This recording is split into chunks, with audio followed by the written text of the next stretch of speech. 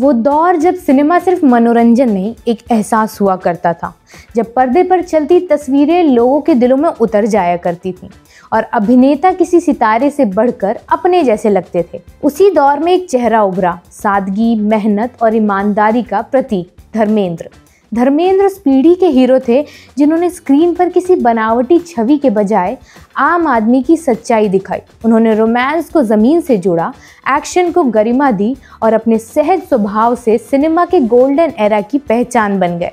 खेतों की पगडंडियों से लेकर मुंबई के स्टूडियो तक का उनका सफ़र सिर्फ एक अभिनेता की कहानी नहीं, बल्कि उस सपने की कहानी है जो हर छोटे शहर का युवक कभी अपने भीतर देखता होगा। धर्मेंद्र का सिनेमा हमें सिखाता है कि स्टारडम मेहनत से बनती है और सादगी ही असली ताकत है। लाखों लोगों के हीरो, महिलाओं के ड्रीम मैन और सिनेमा के देसी शेर जिसने अपनी सादगी और एक्टिंग से हिंदी सिनेमा की परिभाषा बदल कर रख दी। हाय, मेरा नाम है अन्नू और आप देख रहे हैं बजरबट्टू एंटरटेनमेंट पर मास्टर शॉट। धर्मेंद्र का जन्म 1935 में पंजाब के लुधियाना के पास एक छोटे से गांव नसराली में हुआ था। उनके पिता एक स्कूल हेडमास्टर थे, तो जाहिर सी बात है घर में पढ़ाई लिखाई का माहौल हमेशा रहा करता था। लेकिन धर्मेंद्र के दिल में बचपन से ही कुछ अलग चल रहा था। गांव के सिनेमा हॉल में जाकर वो दिलीप कुमार की फिल्में देखा करते थे और वहीं से उन्होंने ठान लिया था कि एक दिन वो भी पर्दे पर नजर आएंगे। उन्होंने खुद एक इंटरव्यू में कहा था कि जब मैंने देवदास देखी तो दिल में आग सी लग गई। मैंने सोचा मुझे भी ऐसे ही किरदार निभाने हैं जो लोगों के दिलों में हमेशा के लिए रह जाएं। इस सपने को सच करने के लिए उन्होंने 1958 में फिल्म फेयर टैलेंट हंट में हिस्सा लिया और वहीं से उन्होंने मुंबई आने का मौका भी मिल गया। 1950 के आखिरी समय में उनके लिए मुंबई पहुंचना किसी रोमांचक कहानी से कम नहीं था। न जान पहचान, न पैसा, लेकिन धर्मेंद्र के पास था सिर्फ एक सपना और अपनी मेहनत पर भरोसा। फिर आया 1960 का वो साल जब उन्हें पहला ब्रेक मिला, फिल्म दिल भी तेरा हम भी तेरे से। फिल्म भले ही बड़ी हिट नहीं हुई, लेकिन धर्मेंद्र का चेहरा सबको याद रह गया। इस फिल्म का निर्देशन किया था अर्जुन हिंगोरानी ने। एक्टर की आंखों में मासूमियत थी और मुस्कान में वो ईमानदारी जो लोगों को अपनी ओर खींच लिया करती थी। इसके बाद उन्होंने बंदिनी, अनपढ़, अनुपमा जैसी फिल्मों में एक्टिंग का जलवा दिखाया और जल्द ही रोमांटिक हीरो के रूप में पहचान बना ली। लेकिन असली मोड़ आया 1966 में, जब फूल और पत्थर रिलीज हुई। फिल्म फूल और पत्थर ने उन्हें स्टारडम की उस ऊंचाई पर पहुंचा दिया जहां से उन्होंने फिर कभी पीछे मुड़कर नहीं देखा। इस फिल्म में धर्मेंद्र ने एक ऐसे आदमी का किरदार निभाया था जो बाहर से कठोर है लेकिन अंदर से बेहद संवेदनशील था। फिल्म के एक सीन में घायल धर्मेंद्र पर जब सफ़ेद चादर डाली जाती है तो पूरा थिएटर तालियों से गूंज उठता है। उसी पल उन्हें मिल गया वो नाम जो आज किसी पहचान का मोहताज नहीं है, ही मैन ऑफ बॉलीवुड। साथ ही यही वो वक्त था जब धर्मेंद्र ने अपने करियर में कई बड़े निर्देशकों के साथ काम करना शुरू किया था। अगर हम धर्मेंद्र के शानदार फिल्मी सफ़र की बात करें तो एक बात साफ दिखाई देती है, उन्होंने कई निर्देशकों के साथ काम किया, लेकिन कुछ रिश्ते इतने गहरे और लंबे वक्त तक चले कि वो इतिहास बन गए। उनमें से सबसे खास रिश्ता था अर्जुन हिंगोरानी के साथ, जिन्होंने उन्हें पहला ब्रेक भी दिया था। धर्मेंद्र और हिंगोरानी का साथ कई फिल्मों तक चला।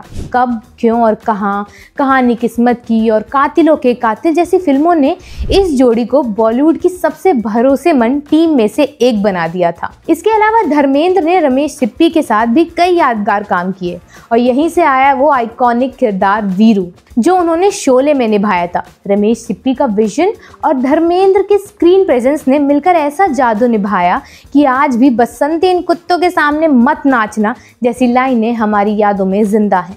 धर्मेंद्र का एक और खास सहयोग रहा निर्देशक राज खोसला के साथ। मेरा गांव मेरा देश जैसी फिल्मों ने उनकी एक्शन हीरो की छवि को और मजबूत किया था। राज खोसला के सेंस ऑफ ड्रामा और धर्मेंद्र की मास अपील ने 70 के दशक में दर्शकों के दिलों पर कब्जा कर लिया था। अगर देखा जाए तो धर्मेंद्र ने इन निर्देशकों के साथ इतना काम इसलिए किया क्योंकि उनके बीच एक गहरा भरोसा था, एक दूसरे की समझ थी। हिंगोरानी उन्हें स्क्रीन पर एक दिलवाला हीरो के रूप में पेश किया करते थे, जबकि खोसला और सिप्पी ने उनके भीतर छिपे एक्शन स्टार और इमोशनल चार्म दोनों को बाहर निकाला था। धर्मेंद्र ऐसे कलाकार थे जो हर निर्देशक की भाषा समझ लिया करते थे और शायद यही वजह थी कि उन्होंने अपने दौर के हर बड़े फिल्म मेकर के साथ काम किया। लेकिन कुछ रिश्ते जैसे अर्जुन हिंगोरानी वाला रिश्ता हमेशा दिल के करीब रहा। 1960s की आखिर और 70s का दशक धर्मेंद्र के लिए गोल्डन एरा की तरह था। इस दौरान उन्होंने शिकार, आया सावन झूम के, यादों की बारात, जुगनू, सीता और गीता, चुपके चुपके, ड्रीम गर्ल और सबसे यादगार शोले जैसी फिल्म में काम किया। शोले में वीरू के किरदार ने उन्हें एक नई पहचान दिलाई, जो आज के समय में हिंदी सिनेमा का आइकॉनिक किरदार माना जाता है। एक और वो चुपके चुपके में हाजिर जवाब प्रोफेसर बने, तो दूसरी ओर धर्मवीर और जुगनू में एक्शन हीरो। धर्मेंद्र उन गिने चुने कलाकारों में से थे जो रोमांस, एक्शन और कॉमेडी तीनों ही जॉनरा में समान रूप से बिलीवेबल लगते थे। और फिर शुरू हुई वो कहानी जिसने उनके सिनेमा को और भी चमत्कार बना दिया, धर्मेंद्र और हेमा मालिनी की जोड़ी या कहिए प्रेम कहानी। दोनों की ऑन स्क्रीन केमिस्ट्री मैजिकल थी।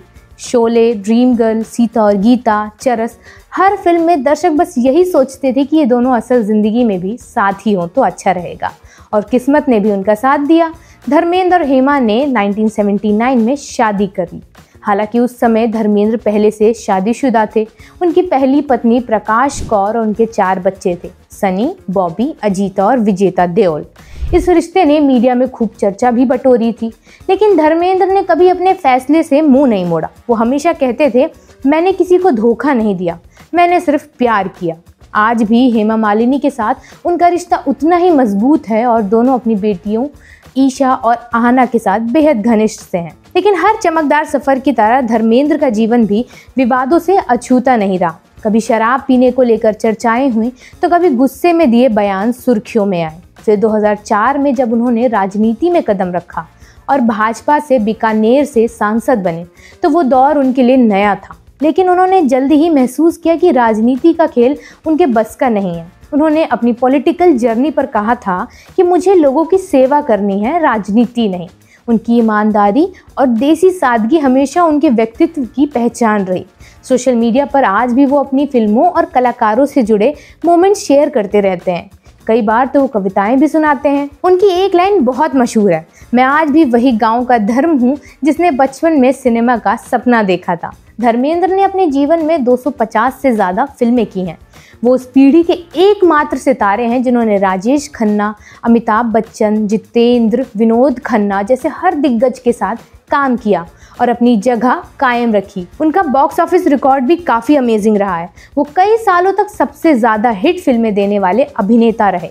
उनकी विरासत सिर्फ सिनेमा तक सीमित नहीं रही, बल्कि उनके परिवार ने उसे आगे भी बढ़ाया। सनी देओल ने अपने पिता के जज्बे और ईमानदारी को घायल, बॉर्डर, गदर जैसी फिल्मों में दोहराया। बॉबी देओल ने गुप्त और सोल्जर जैसी फिल्मों से अपनी पहचान बनाई, और अब करण देओल तीसरी पीढ़ी के रूप में उस विरासत को आगे बढ़ा रहे हैं। धर्मेंद्र ने एक बार कहा था कि मुझे गर्व है कि मेरे बच्चे उसी रास्ते पर चल रहे हैं जहां इज्जत और मेहनत को सबसे ऊपर रखा जाता है। 2010 के बाद भी धर्मेंद्र सिनेमा से पूरी तरह दूर नहीं हुए।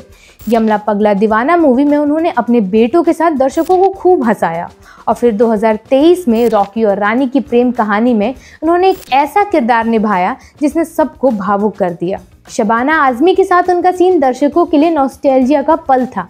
वो पल जब पूरा थिएटर मुस्कुरा उठा क्योंकि स्क्रीन पर धर्मेंद्र फिर से लौट आए थे, उसी चार्म और वार्मथ के साथ। आज लगभग 89 साल की उम्र में भी धर्मेंद्र का दिल उतना ही जवान है।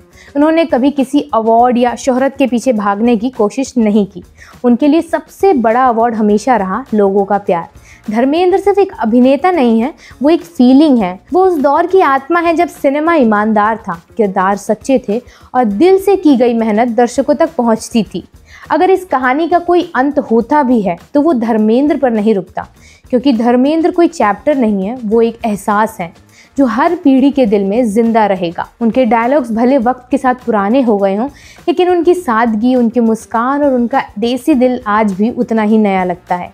धर्मेंद्र ने हमें सिखाया कि स्टारडम सिर्फ कैमरे की रोशनी से नहीं, बल्कि दिल की सच्चाई से बनता है। जब वो हंसते थे तो दर्शक खुश हो जाते थे, जब वो रोते थे तो पूरा थिएटर चुप हो जाता था। शायद इसीलिए धर्मेंद्र को हीमैन कहना उनकी पूरी पहचान नहीं बताता, क्योंकि वो सिर्फ ताकत के नहीं, जज्बातों के भी बादशाह हैं।